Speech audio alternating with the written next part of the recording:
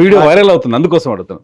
అంటే ఒకప్పుడు నేను హిందువుని కాదు, హిందువు వ్యతిరేక అని చెప్పిన ఆర్ఎస్ ప్రవీణ్ కుమార్ ఇప్పుడు నేను హిందువుని అని చెప్తున్నారు, చాలా మంచి నేనే ప్రశ్న. హిందువుని అని మళ్ళీ చెప్తారు. అందుకోసమే సార్ ఈ ప్రశ్న. నేను హిందువును కాదు అని నేను ఎప్పుడు చెప్పలేదు. బీజేపీ వాళ్ళు ఒక్కటి బాగా గుర్తుపెట్టుకోండి, తెలంగాణ ప్రజలకు కూడా తెలవాలి. నేను ఒక సమాజాన్ని మూలాల నుంచి మార్చాలని నా తుపాకీ, నా యూనిఫామ్, కాకి యూనిఫామ్ పక్కకు పెట్టి మొదటి నుంచి దీన్ని వ్యతిరేకించింది ఏకైక పార్టీ బీజేపీ. వాళ్ళు మొదటి నుంచి నా మీద దాడి చేస్తున్నారు, కానీ నేను ఎప్పుడు కూడా మనసులో పెట్టుకోలేదు. నేను బీజేపీ ప్రభుత్వంలో నరేంద్ర మోడీ గారు ప్రధానమంత్రి ఉన్నప్పుడే ఎవరెస్ట్ ఎక్కిన మా మలావత్ పూర్ణ, ఆనంద్ కుమార్, నరేంద్ర మోడీ గారు చూస్తుంటే వాళ్ళ దగ్గర పంపించాను. నేను రాజకీయాలుగానే అభివృద్ధిని అభివృద్ధిలాగానే చూస్తాను తప్ప నేను ఇది నాకు బీజేపీకి ఏం పంచాయతీ.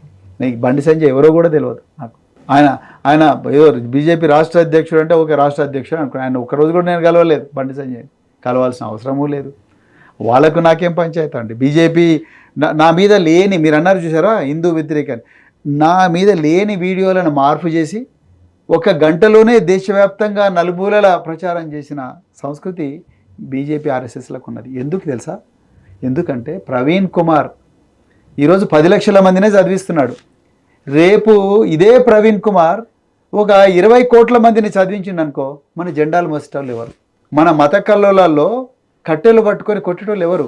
మన మత కల్లోలాల్లో, అర్థమైందా, మత కల్లోలాల్లో కత్తులతో పొడిచే వాళ్ళు ఎవరు? మనకు ఈ పదాధికారులు, ఈ సేవకులు పోతారు కదా, వీళ్ళందరూ రేపు సీఈఓలు అవుతారు, వీళ్ళందరూ సీఏలు, చార్టెడ్ అకౌంటెంట్లు అవుతారు, రేపు వీళ్ళు డాక్టర్లు అవుతారు, ఇంజనీర్లు అవుతారు, రేపు కలెక్టర్లు అవుతారు, ఎస్ఐలు అవుతారు, సీఏలు అవుతారు. ఇక మనకు మిగిలినోళ్ళు ఎవరు?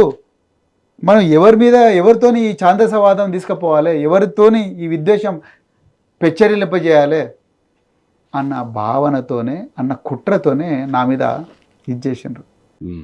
లేనిపోని అభూత కల్పనలు. నన్ను టెర్రరిస్ట్ అన్నారు, నన్ను అర్బన్ నక్సల్ అన్నారు. ఒక పద్ధతి ప్రకారం జరిగిన దాడి. అయినా కూడా అవన్నీ నేను మనసులో పెట్టుకోలేదు. నేను ఎక్కడ కూడా బీజేపీకి వ్యతిరేకంగా మొత్తం కూడా విద్వేషపూరితమైన దాడి అట్లా వాళ్ళు చేస్తున్నారు నా మీద దాడి.